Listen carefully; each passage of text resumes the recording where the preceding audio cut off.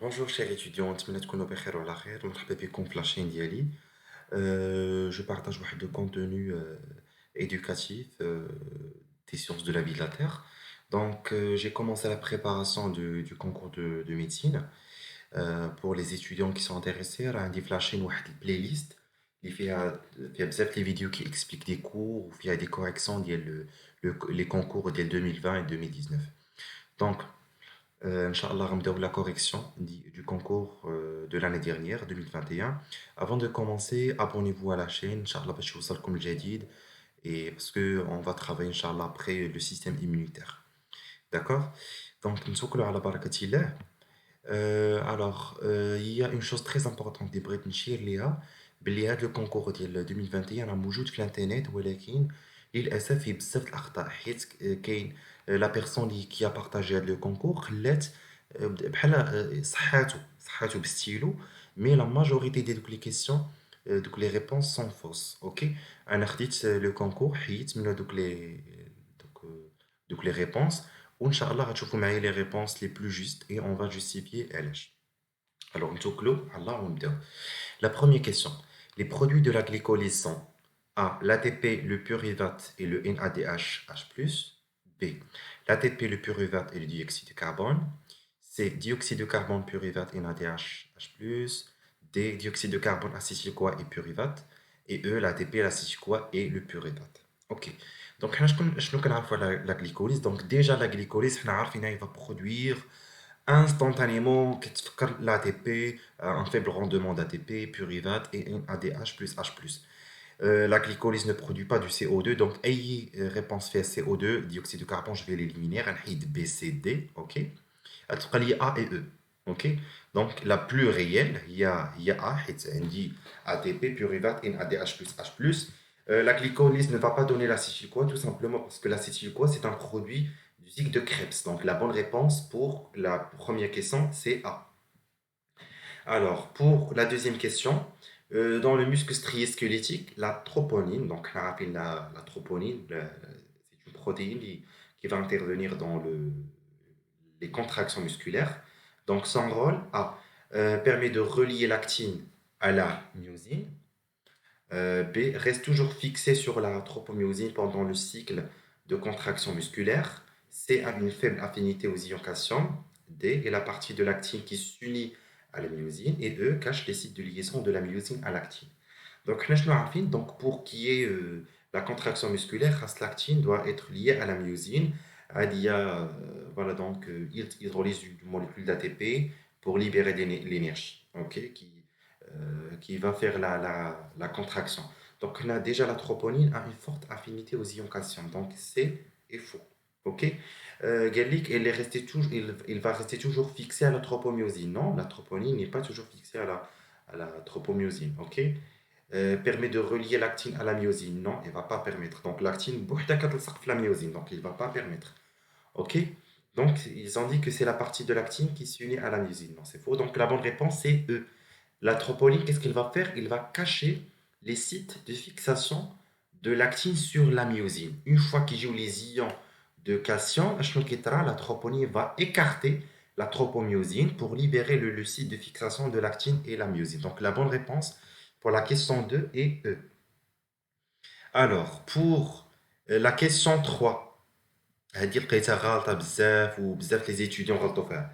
La question 3, concernant la réplication de l'ADN, elle est A. Bidirectionnelle, se fait dans le sens 5' vers 3' et 3' vers 5' et permet la synthèse de deux brins antiparallèles au brin qui sert de matrice. Alors déjà pour gagner du temps, أنا غنقرا عليكم الجواب صحيح, d'accord? Et je vais vous dire pourquoi. Donc, la réplication elle est bidirectionnelle. Non, حنا عارفين, donc je vais éliminer أي حاجة unidirectionnelle faux, faux, faux. Donc B, D, E sont faux. Donc on va trancher entre A et C.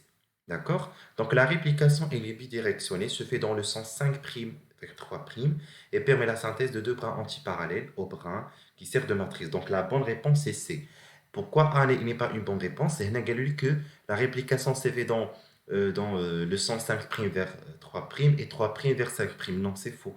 هنا بحال بغاو يتلفوكم يقول لكم حيت ديجا حنا عارفين كاينه واحد لا سانتيز كتكون بريكوس داكوغ le brin précoce ou le brin tardif, ok? Il fait donc les fragments Okazaki. Donc, mais toujours la synthèse qui est du sens 5 prime, 3 prime. Donc, هذيك l'ADN polymérase راه خاصها ضروري 3 prime OH باش كتامورسي فيها la synthèse كتلصق فيها 5 prime phosphate. Donc, la synthèse toujours 5 prime vers 3 prime, que ce soit dans le brin avancé ou bien dans le brin retardé. Donc, la bonne réponse pour la question 3, c'est C. Alors, نمشيو la question 4. La question 4, قلنا que l'ARN se distingue de l'ADN par le sucre, non, dans le sucre qui va être ribose ou désoxyribose. Donc, un truc, je vais l'éliminer. Ok? Le sucre qui a un désoxyribose, non. Désoxyribose, في كلقاه عند l'ADN. Ok? Donc, l'ARN, كنلقاو فيها un ribose. Donc, A, B, D, هما qui sont proches de la réalité. نمشيو نشوفوا qui est la juste. نشوفوا A, ribose, et d'accord, le sucre qui a un ribose et par une base azotée différente. B, le sucre qui a un ribose par deux bases azotées différentes. D, par plusieurs. Non, une seule base azotée différente qui a dit l'uracile au lieu de la thymine. Donc la bonne réponse, c'est A. Alors, 5. À propos de la traduction, la synthèse de l'ARN se fait dans le sens 3' vers 5' et s'arrête dans un codostop. Elle dit déjà c'est faux. La traduction, c'est pas une synthèse d'ARN. Je peux nous montrer. Ok. B. Une molécule d'ARN interagit avec plusieurs ribosomes à la fois et se fait dans le sens 5' vers 3', un chauffe-eau. Une molécule d'ARN interagit avec un ribosome à la fois et se fait dans le sens 5' vers 3'. D. La traduction d'ADN peut débuter dans le noyau. Non, c'est faux. D, c'est faux, c'est-à-dire donc la traduction dans le cytoplasme. Ok. E. La traduction d'ADN se fait toujours dans le cytoplasme d'une cellule eucaryote et s'arrête dans un codon stop. Ok. Donc, la traduction. La traduction, elle va être effectuée dans le cytoplasme et va s'arrêter dans un codon stop. D'accord. Déjà A, regardez A, c'est faux parce que la traduction elle s'effectue où? Dans quel sens? Dans le sens 5' vers 3'. D'accord? 5' vers 3'. Donc, la traduction d'ADN se fait toujours dans le cytoplasme du cellule eucaryote et s'arrête dans un codon stamp. Donc, dans un codon stamp. La bonne réponse est E. Mchou 6. Alors, la question 6, le monohybridisme et le dihybridisme. On a attaqué la bonne réponse. D'accord? Et je vais dire pourquoi les autres sont fausses. La bonne réponse est C. Un croisement monohybridisme implique des organismes qui sont différents par un seul caractère, c'est-à-dire qui ont un seul caractère qui diffère, alors qu'un croisement dihybride implique des organismes qui sont différents par deux caractères. Ok? Donc, regardez A, un croisement monohybride implique un seul parent, c'est faux, mais le monohybridisme, c'est-à-dire un seul caractère étudié. Dihybridisme, deux caractères étudiés. Donc, A faux, B un croisement en monohybridisme produit une seule progéniture, non c'est faux. Ok. D un croisement en monohybridisme est réalisé une seule fois, non c'est faux. E croisement, non c'est faux. Ok. Donc, c'est faux. Déjà le monohybridisme rakiatak 9, 3, 3, 1. 9 sur 16, 3, 3, 1 sur 16. Ok. Donc la bonne réponse est C. D'accord. Alors, question 7. Il est important que Mendel examine non seulement la génération F1 dans ses expériences de reproduction, mais aussi la génération F2. Ok.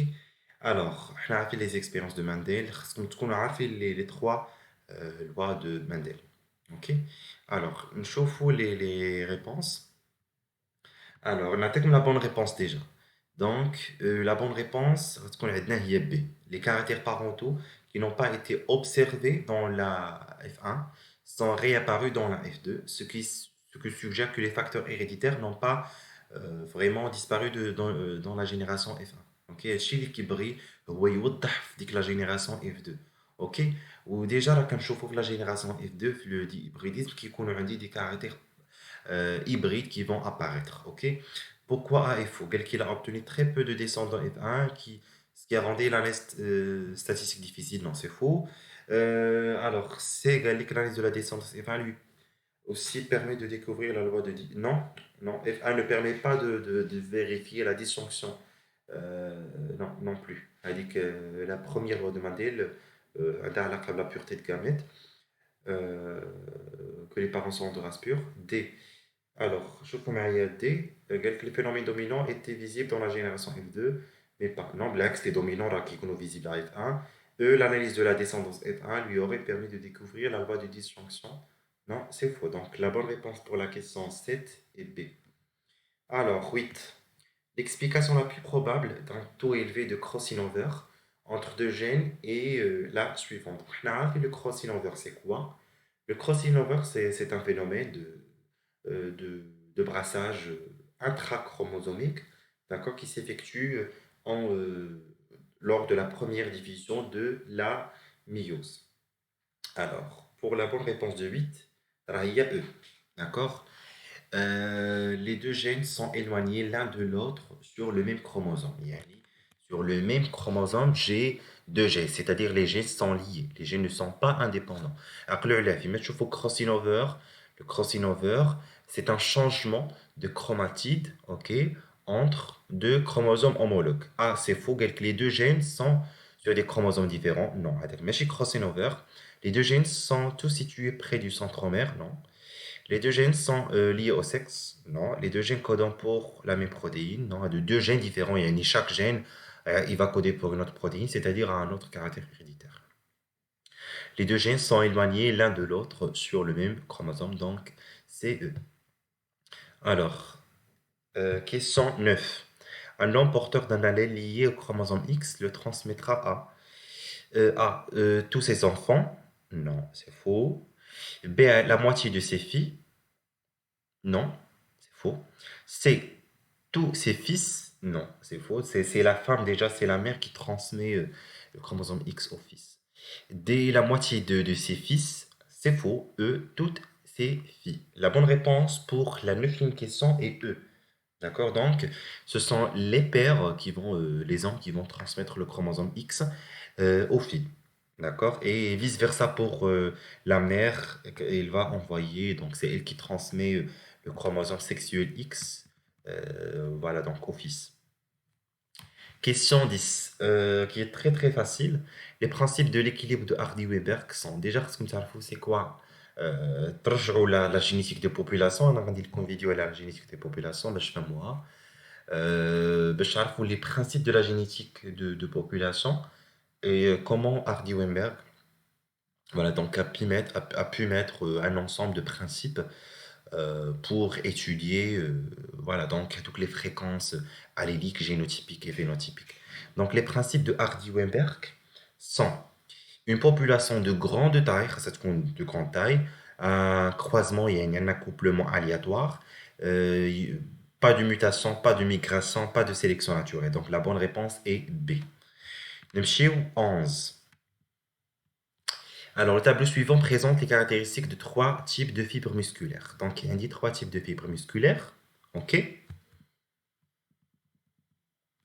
Au Guinée-Licoum, les fibres musculaires les plus adaptées aux efforts de longue durée.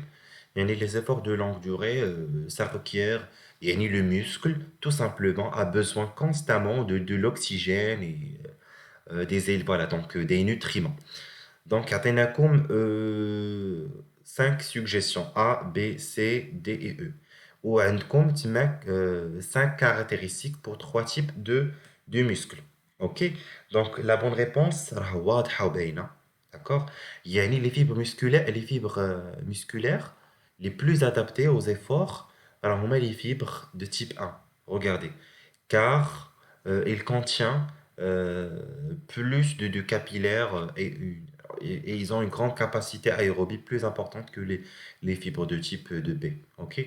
Donc, dans le chauffe-eau déjà, la densité des capillaires est très très importante. Ok? Il y a donc les fibres musculaires, donc les cellules musculaires. Et donc, les vaisseaux sanguins, les vaisseaux sanguins, ils vont apporter du sang, l'eau, les éléments minéraux, les nutriments, tout simplement. Donc, la bonne réponse pour la Q11 est E. Alors, La question 12. La séquence d'ARNM transcrite à partir de la séquence d'ADN, comme 5' GTT, CGTT, GA3', du brin transcrit. يعني يعطينا خاصكم تعطيو la séquence d'ARNM du brin transcrit. Donc ردوا البال ان داك قبالت الادين ما غتحطش ليا اللاتيمين غتحط لي راسيل. لا بون ريبونس واضحه وباينه راه هي دونك ديجا خاصكم تعرفوا خاصكم تحطوا لو كومبليمونتير ديالها خاصكم تشوفوا l'aérien polymérase il va commencer par quelle partie واش غتلصق لي في 5 بريم هي الاولى اولا 3 بريم هي الاولى نو غتلصق لي في 3 بريم دونك في بلاصه قبل 3 بريم غدير لي 5 بريم داكوغ غنديرو 5 بريم uracile داكوغ 5 بريم U عدا سي عدا A C G A et C donc la bonne réponse sera هي D. Faites très attention donc pour la question 12 la bonne réponse sera هي D. La question 13.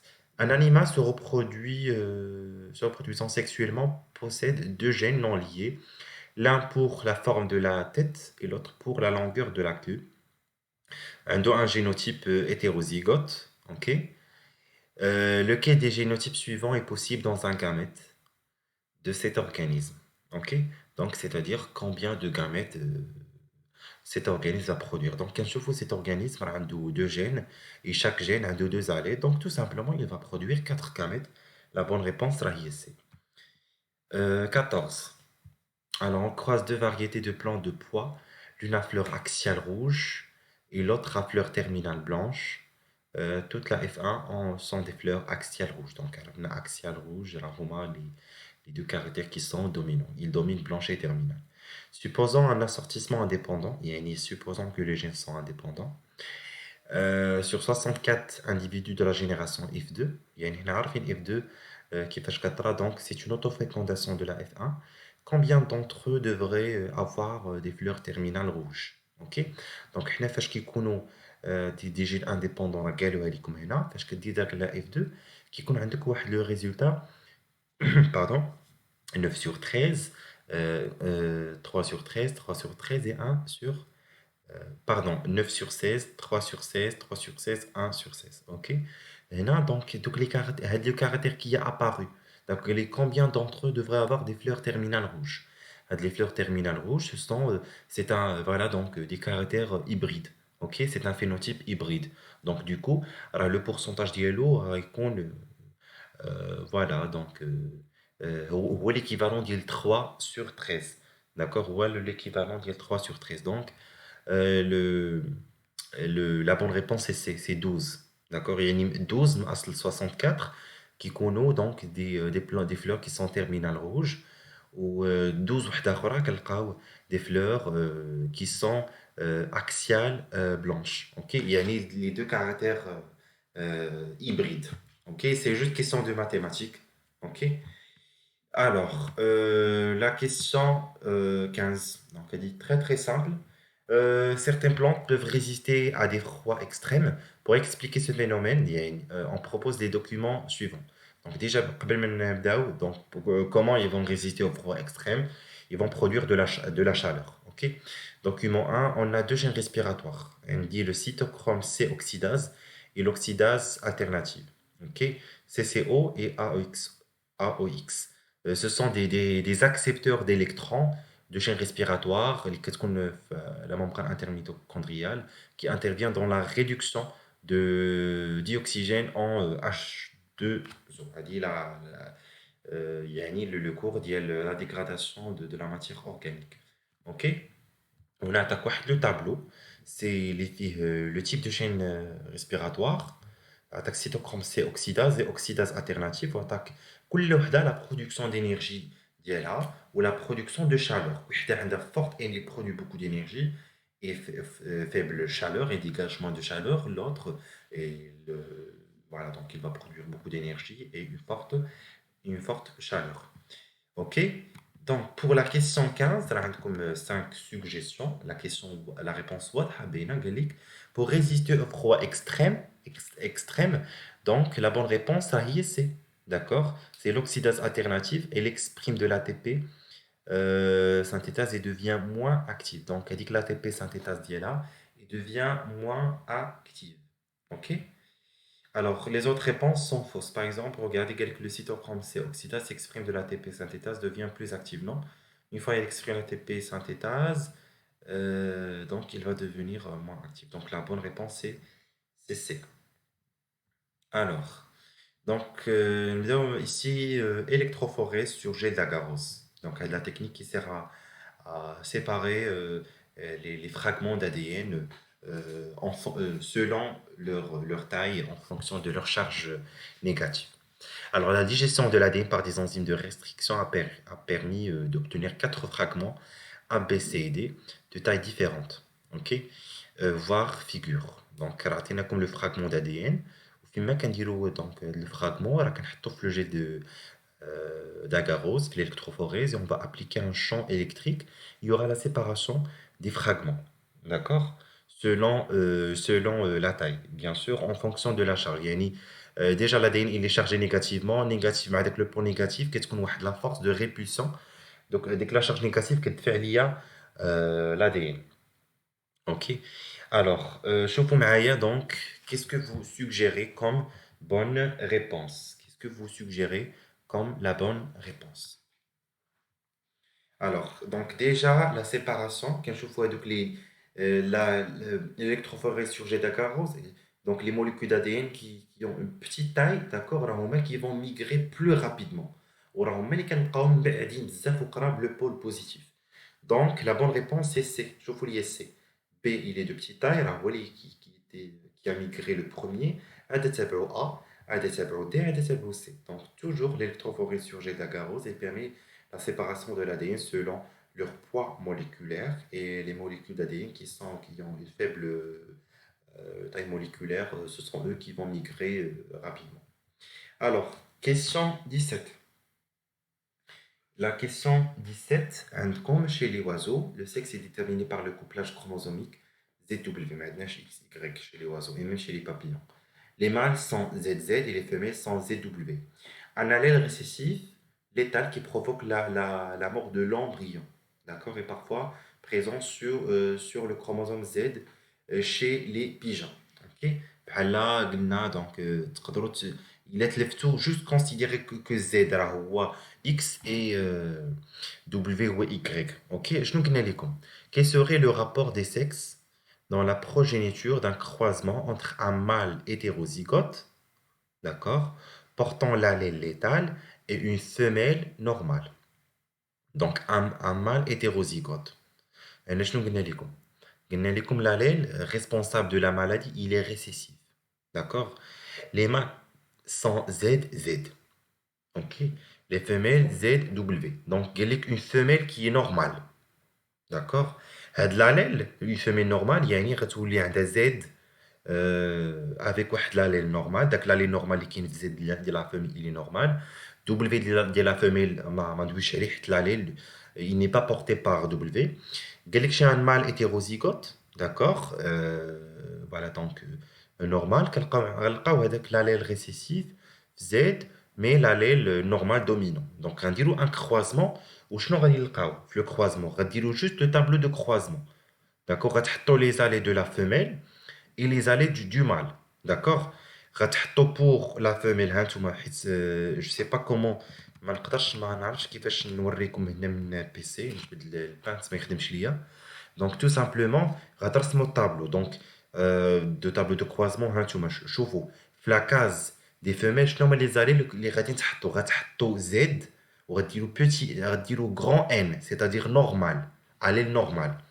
وفي لا كاز الاخرى غديروا دبليو. اوكي غتمشيو الجهه الاخرى اللي لتحت وغتحطوا لي زالي دو مال غتحطوا زد غران ان c'est-à-dire normal تحت منها زد بوتي ان يعني داك لاليل انورمال لاليل ليتال وغديروا لو كرواسمون وغتلقاو غيولي عندكم واحد لو مال داكوغ اللي غيكون اوموزيكوت هذاك هو اللي غضربوا عليه واللي غادي يموت ليكم زعما كي فا اتر داك لومبريون غيموت à l'état homozygote. Ok, donc la bonne réponse pour la question 17, regardez, donc pour la question 17, il y a, donc je vais avoir deux mâles et une femelle.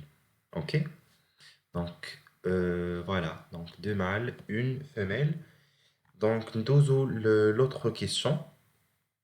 Alors, pour l'autre question, alors, je vais voir si je vais partager avec vous avec, le lien. Alors, donc, regardez pour la question 18.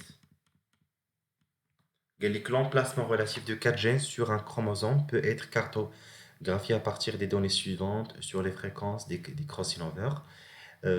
Fréquence des crossing-over entre les gènes. D'accord. B c'est 5%, BA 30%, AID 15, CA 25, CD 40. Ok, avec les fréquences de crossing over. D'accord, qui vont être كل ما كانوا les allèles بعاد شوية كل ما كانوا pardon les gènes شوية بعاد. D'accord, كل ما la possibilité de crossing over qu'est-ce qu'on plus importante. Ok, donc laquelle des propositions suivantes représente la position des quatre gènes sur les chromosomes. Ok, donc quelle proposition? Alors, نشوفوا هنايا عندكم A, B, C et D. A, B, C et D. Donc, déjà قلنا لكم C et D ils ont 40% de chance de crossing over يعني راهم مالي بعاد بزاف. OK, leur distance بعيدة. D'accord. شوف considérer le pourcentage بحال كتقول centimètre par exemple. D'accord. On va le considérer comme centime organ. Ok, donc c'est D هما اللي بعد. D'accord, هما اللي غيكونوا في l'extrémité وسط منهم غيكون A et B. Donc la bonne réponse راها واضحة وباينة. D'accord, باش عرفناها donc la bonne réponse c'est D. يعني عندي D B A et C. donc C et D عرفناهم بعد مي علاش A هي اللي قريبة ل C. Regardez la distance entre C et A et C et B. D'accord, C et A c'est 25%, C et B 5%. Donc la bonne réponse les radats qu'on a dit pour 18 c'est E. Alors شوفوا معايا une carte un arbre généalogique, d'accord, ci-dessus concerne une famille dont certains membres souffrent d'une anomalie de la structure du cuir chevelu appelé cheveux laineux, sachant que l'individu de la première génération est homozygote. Donc, vous avez un arbre généalogique. Donc, tu m'as rappelé l'intérêt des arbres généalogiques. D'accord, il sert à étudier la transmission des caractères héréditaires et notamment les maladies génétiques. Ok, alors, comme voilà, vous avez trois générations avec la cartographie, donc باش كتقراو, la carte. Ok, la bonne réponse, en se basant sur cet arbre généalogique, d'accord, la probabilité A que la descendance 3, 4 et 3, 5 ait des cheveux laineux est 0%, et la probabilité que l'individu 3-1 soit hétérozygote est 100%. D'accord. Déjà, vous savez que c'est une maladie homozygote ou la hétérozygote. Plutôt, pardon, est-ce que les dominantes récessives liées au X ou la non liées au X. Donc, lorsque vous voyez que, voilà, donc à chaque génération, il y a des individus qui sont atteints, donc tout simplement, c'est une maladie dominante. Vous faites quelque chose que les mâles et les femelles sont atteints donc du même degré, donc à la fois déjà il est autosomique. Donc regardez juste fait de croisement. Le père, normalement, quand cette maladie est liée au sexe, le père va transmettre, d'accord, la maladie à sa fille, d'accord, et pas à son fils. Ou donc, et vice versa. Donc, au cas vraiment, là, il va transmettre voilà, donc les enfants, les fils vont être atteints. La bonne réponse pour la 19e question, c'est D. Regardez pourquoi D. Comme la probabilité que la descendance de 3-4 wahada, d'accord, et 3-5 yahadi, et des cheveux laineux, et 50%. D'accord. Hena donc غاديروا ليها comme quoi elle est homozygote, d'accord. Ou غاديروا ليه, voilà, donc tout simplement c'est tu غاديروا ليه voilà, donc هذا homozygote sain, voilà, homozygote qui va être atteint, d'accord? Donc 50%, d'accord? La probabilité de l'individu 3-1 est hétérozygote 100%. Oui, donc vous pouvez faire le tableau de croisement et vous allez trouver que l'individu va être hétérozygote. OK? Ou même le descendant de 3, 4 et 3, 5 va être hétérozygote. Donc, باش كتعرفوا هذه, tout simplement, غديروا le tableau de croisement. Donc, toujours داك le tableau de croisement راه هو اللي غيعاونكم باش pour faire l'affaire. OK? Alors, donc la bonne réponse, راه قلت لكم pour la question 19 هي D. Pour la question 20, la dernière, dans une population en équilibre de Hardy-Weinberg, la fréquence d'un allèle récessif pour un caractère héréditaire donné est de 0,20. Le pourcentage des individus présentant le caractère dominant à la génération suivante est A 8%, B 16%, C 32%, D 64% et E 96%. Donc la bonne réponse déjà, là, je vais vous expliquer pourquoi. Donc déjà, parce que il faut comment calculer voilà, la fréquence allélique, la fréquence génotypique et la fréquence phénotypique. Donc la fréquence allélique, elle a P et Q. Donc il a qu'un là les récessifs 0,20, alors pour l'autre, là les dominants 0,80. Ou dans une population, il y a par exemple 100 individus, راه غنلقاو que la majorité ديال les individus qui vont qui vont avoir le caractère dominant, il y a le phénotype dominant, à savoir homozygote ou la hétérozygote. D'accord? Homozygote ou la hétérozygote, راه 96% ou 96%, راه ما عنديش uniquement homozygote dominant, عندي le nombre des homozygotes اللي عندهم le génotype homozygote dominant ou les individus اللي عندهم génotype ديال اللي فيه l'allèle récessif et l'allèle dominant. OK? Comme ça نكون ساليت معكم. Donc la bonne réponse déjà راه هي E. Comme ça نكون ساليت معكم la correction ديال هذا le concours de 2021. اللي ما فهمش شي كيسيون وعنده شي تساؤل فوالا دونك يقدر يصيفط ليا دونك يكتب ليا في لا بوات في لي كومونتير ونجاوب عليه ان شاء الله. دونك ابونيفو باش يوصلكم الجديد. راه ان شاء الله غنخدم معكم لو سيستيم immunitaire. دونك اللي عنده دي كونكور وبغى نخدموا معاه دونك سي avec un grand plaisir. Ou même s'il y a des gens qui sont intéressés par des séances par WhatsApp, euh, voilà, donc one-to-one ou bien un groupe réduit avec un prix très très intéressant, c'est avec un grand plaisir. Ok? Allez, bon courage ou Inch'Allah.